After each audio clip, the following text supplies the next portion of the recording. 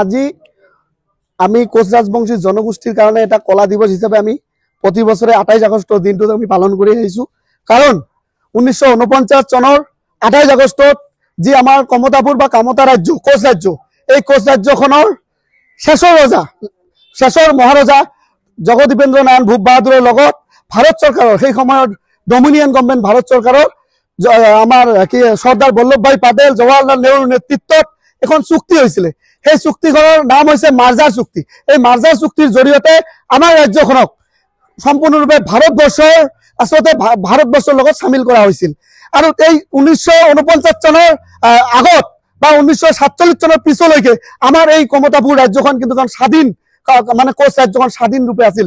আমাৰ নাৰায়ণী সেনা আছিলে, নাৰায়ণী মুদ্ৰা আছিলে। কিন্তু বিশেষকৈ যেহেতু 49 চনৰ এই 28 আগষ্টৰ দিনত যি কোচ ৰাজবংশী জনগোষ্ঠীৰ বা কোচ ৰাজ্যৰ ধ্বংসকাৰী এখন চুক্তি মাৰ্জাৰ এগ্ৰিমেণ্ট হৈছিল, এই মাৰ্জাৰ এগ্ৰিমেণ্টৰ জৰিয়তে আমাৰ যি কোচ ৰাজবংশী জনগোষ্ঠীৰ ভৱিষ্যতক জলাঞ্জলি দিয়া হৈছিল। আৰু এই দিনটোতে যেহেতু পৰৱৰ্তী সময়ত ভাৰত চৰকাৰে যিবিলাক কণ্ডিশ্যন ৰাখিছিল যে আমাক পিছলৈ গড়শ্ৰেণী ৰাজ্যৰূপে বা চি কেটেগৰী ৰাজ্য ষ্টেট এখন বনাই দিয়াৰ কথা আছিলে, কিন্তু পৰৱৰ্তী সময়ত আৰু ইয়াৰ ভিতৰত বিভিন্ন ধৰণৰ চুক্তি আছিলে, কিন্তু সেই চুক্তিবোৰ কিন্তু পৰৱৰ্তী সময়ত ভাৰত চৰকাৰে কাৰ্যকাৰী নকৰিলে। আৰু সেই মানে পৰিপ্ৰেক্ষিতত 28 আগষ্টৰ দিনটোত আমি কোচ ৰাজবংশী জনগোষ্ঠীয়ে বা আক্ৰাসুৱে কলা দিৱস হিচাপে কলা পতাকা উৰাই আমি এই কলা দিৱস প্ৰতাৰণা দিৱস পালন কৰি আহিছো। আপোনালোকে জানে ইতিমধ্যে মোৰ হাতত আছে এইখন মাৰ্জাৰ এগ্ৰিমেণ্ট। ইয়াত বিভিন্ন ধৰণৰ কণ্ডিশ্যন হৈছিলে।